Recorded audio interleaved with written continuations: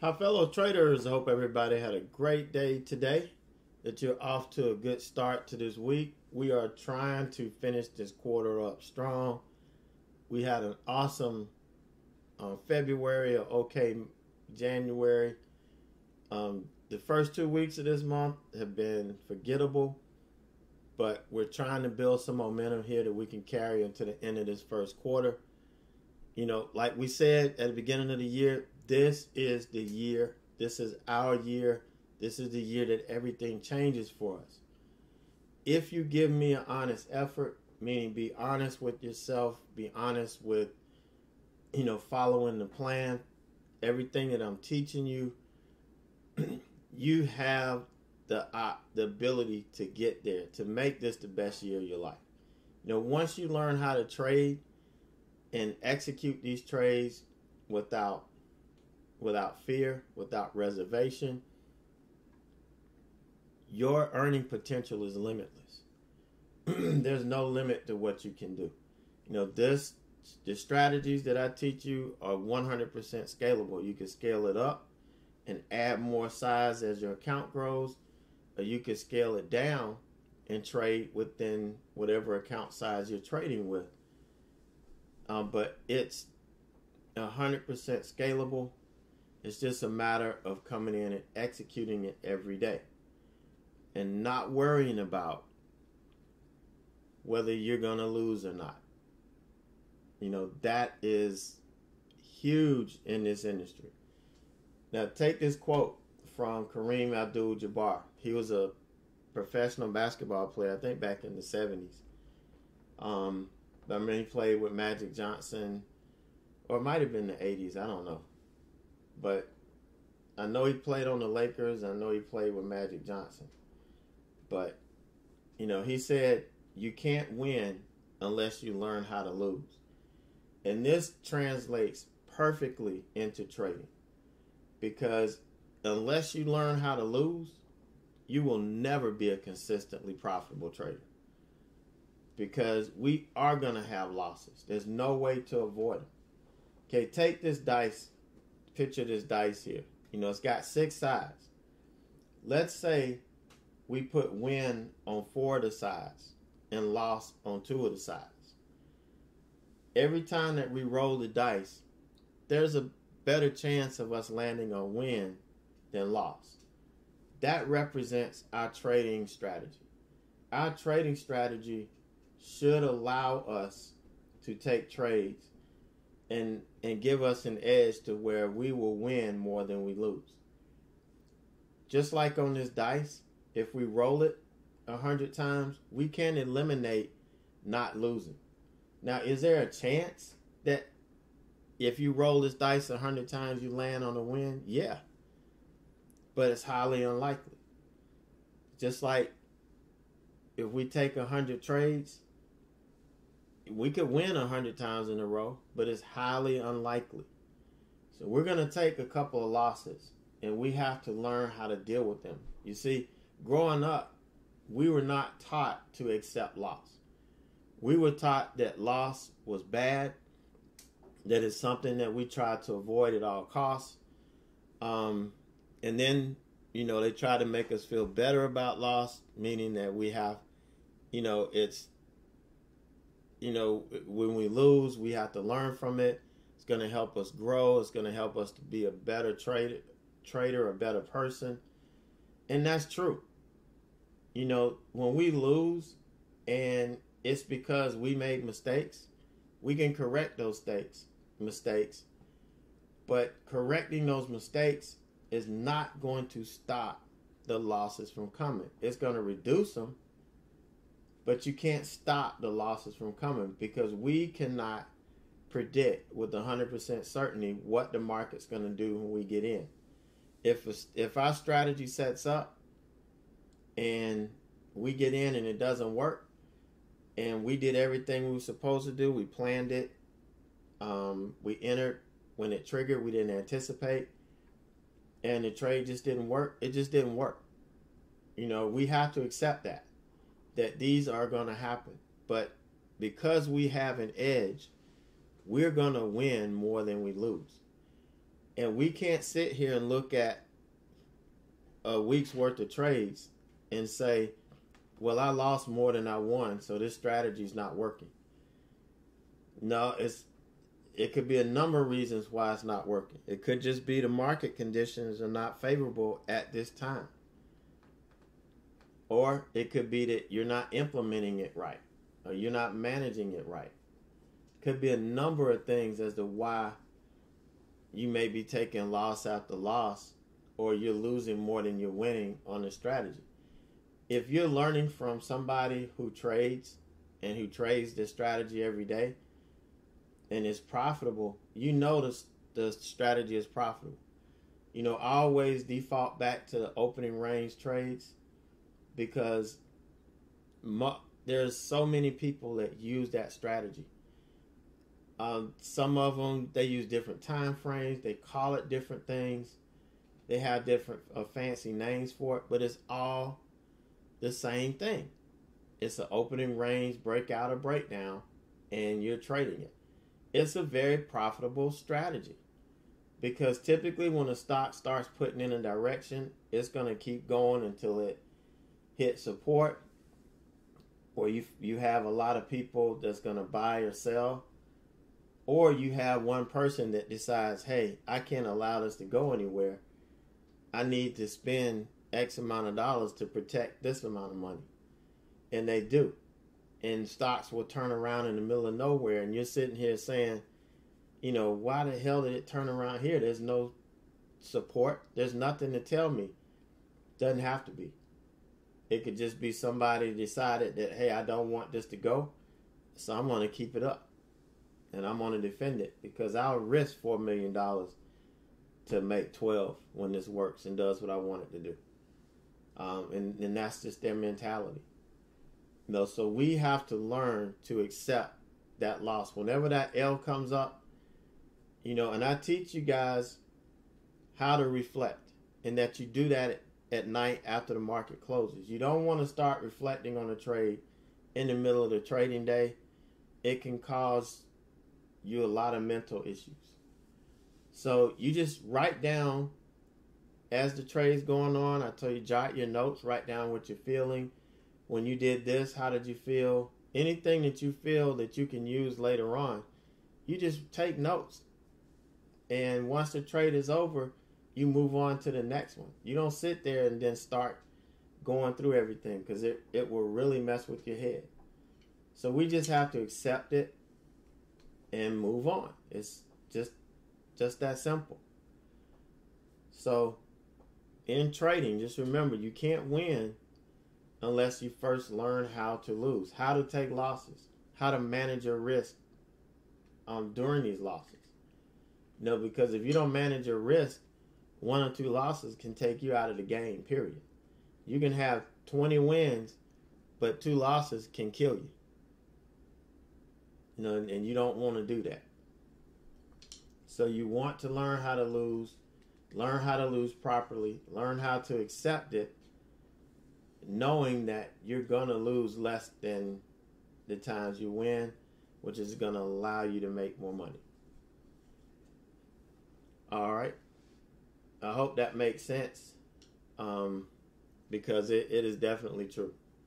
You know, we're not taught to accept loss, so we have to learn it. It's one of those learned skills that I've been telling you about, and that, you know, we work on in this roadmap to success. So we're going to start back with a new class on that tomorrow. And then we'll keep doing the earnings plays. We're going to keep doing that, you know, throughout. But we're getting back on the roadmap here. You should be winding down the experiment or the exercise. And, you know, we should be ready to move on from there. All right, so let's look at my trades from today. First one was NVDA. This was an opening range breakout. Now, here's what one of the adaptations, or, you know, one of the things that you may have to change when the trade, as the trade is moving, the first candle, they're always volatile. Sometimes the stock's volatile all through the first 15 minutes. The first 2-minute candle is the most volatile. But I like to use the first 5 minutes. It typically allows me to be able to get in a trade and manage it, because the volatility is not there like it was. So in this case, we had this opening candle, huge range on it. You see, we got the body here, but we got huge wicks. So whenever we have a stock like this where the wick is equal to or greater than the length of the body, I'm going to defer to the body for my opening range trade. Now, this entry was a little late because I was looking at something else.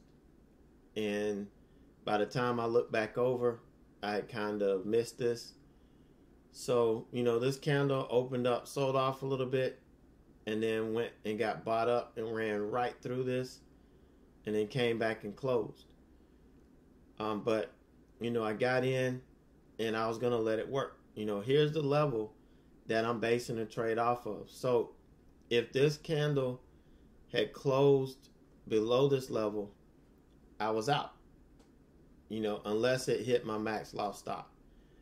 But this is $170 some stock that has a pretty healthy ATR.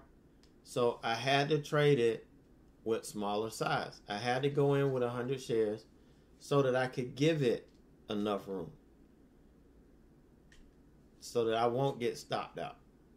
And some people didn't give it enough room. They ended up getting stopped out before the move actually happened. Now, this stock, NVDA, did not trade like NVDA normally trades on a catalyst. This is usually a really solid stock that we could trade and potentially have an all-day, trade on this, all-day hold. But like I said, I got in just a hair late. Here's the actual 5-minute opening range high. And it seemed like it was having trouble getting through there. But the VWAP was holding. The 9 was streaming up. So I was like, this could be a kind of a broken down flag here. And sure enough, we broke it. I was able to take profit here at my first target. We got a little pullback, another push up. Took some at the next target. Well, when it failed to push up, I went ahead and took some off here. Always thinking to lock in the profit. Now, I could have set my stop back here at break even, and I would have caught the bigger move. But look how long it would have taken and how long I would have been exposed to the market. So this was my profit stop. So it was at 175.50, but I didn't think it was going to work out, the way it should. So I think I put it down to 170, or did I move it back to 175? I can't remember, but I think I moved it to 175.25. That's what I did. So decent trade. I didn't get what I wanted to out of it. I was thinking every time I trade NVDA, we get some pretty good moves. I was thinking up to around 148, 149. I didn't think we were going to close the gap on a daily today. But, it was all in all, it was a decent trade. I'll take it.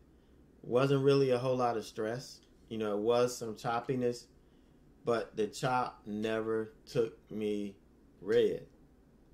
So, or never came back so much that I would start feeling a certain kind of way. Because I'm not watching my P&L, but I know where my entry is, and I know if it goes so far past my entry, I'm real close, to getting stopped out. So, all right, so that's it on that trade. We ended up with, what was it, around 151. Not bad. With only 100 shares, obviously I was looking for, 5 point move. And typically that's what NVDA gives us, but we didn't get it that time. So the earnings trade only had one hit my scan. It was FDX. A little bit higher price stock, so I could only take 50 shares of it. You got to be down to 2-to-1 aftermarket, so you can't really trade size that you would want to. And really, I wouldn't want to trade that kind of size, because the higher price stocks do make larger moves. You make 10, 20-point moves. And if you're in 200, 300 shares and it moves 10 points against you immediately, you're going to be crying. So, you know how that goes. So it's one of those deals where, you want to be in small. So if it does go against you, you can get out relatively quickly and, minimize your losses. But remember, what we go through and what we're doing on this is there's a process. And I taught you that process last week in the class. We're going to be doing some more of those live real-time classes in chat. As my schedule allows me to be here at the right time. But I'll still, we'll still do some preliminary stuff, kind of like what we did today. I looked at it and, I gave you guys this information. This is all you really needed to know so that you could go figure out, you could go look up, okay, these are the expected earnings. So is it going to be above expectations or below expectations? What do they think? What are these guys expecting FedEx to report versus the actual? And also, it talked about during the company's last earning report, they gave weak guidance for 2019 and cited concerns about continued deceleration in global trading. Also, okay, at that time, they didn't know that Amazon was looking to start their own deal, where their own delivery. And Amazon is FedEx's biggest company. So, even though they use UPS and all that too, FedEx is the biggest. Plus, FedEx has more of a global footprint than UPS does. And so with the downturn in the global trade, it's going to hurt FedEx even more. So all of these things would lead you to believe that we're going to have continued weak guidance, continued bad guidance, and that the stock would probably, tank. It will probably gap down again. Now, I know we look at UPS. UPS gapped up back in January or February, whenever they reported. They gapped up. But like I said, these are two different companies, even though they're in the same sector. FedEx has some serious problems coming that they're going to have to address and deal with. And they're pretending like they're not that big of a deal. But for somebody that understands, it's a pretty big deal. So, I was expecting it to gap down. And like I said, the 171, I didn't intend on taking everything off here. I was going to take 15 shares off and then just leave 10 on to see if we get, down through 171. But I had the hit the wrong freaking button and it took everything off. So, but that was fine. I mean, it wasn't a big deal. I got the meat of the move. I was happy about that. It did hit my target. So, I was pretty stoked about that. Well, even though I wasn't in it. Now, one unique thing I want to point out is that I did have to enter a little bit early. Now, I was, when I'm on the road, you know, the bottom line is I've got to trade. If I don't trade, I don't make money and I can't make a living. So I've got to trade. And my core strategies, you know, I have to have be able and be in a position to trade these. You know, but when things happen like today and I wasn't going to be in a position to get in, I needed to get in. And, you know, so I got in and I said that if this didn't make the move that we were looking for going into the close, I was going to take it off. And that's usually what happens when I have to get in early. And you've seen that on one or two trades previously where it didn't do what it was supposed to do, so I just got out, you know, because I had to enter early. And I would advise you to do the same thing. You know, you can hold it and guess that it's going to go down or go up, whichever way you want to. But my advice is to just get out of it. If it works, great. You file it away for later. But you got to stick to what got you here. You got to stick to your rules that's going to keep you safe and help protect you from unnecessary loss. You know, because that's something that we can prevent. We can prevent unnecessary loss.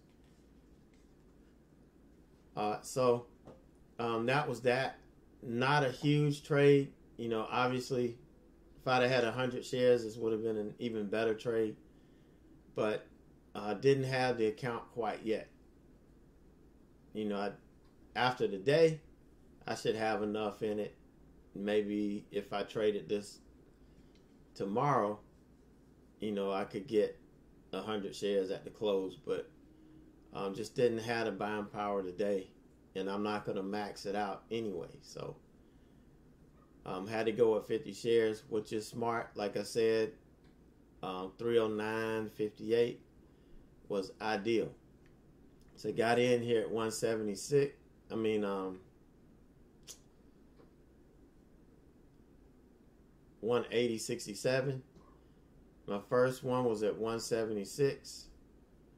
And then I should have had one at 173. But I kind of messed up. Sorry about that. I kind of messed up what I was doing here. So, you know, being on the road and trying to trade like that is not going to be perfect. But I feel I am good enough to be able to manage it and, you know, have everything squared away.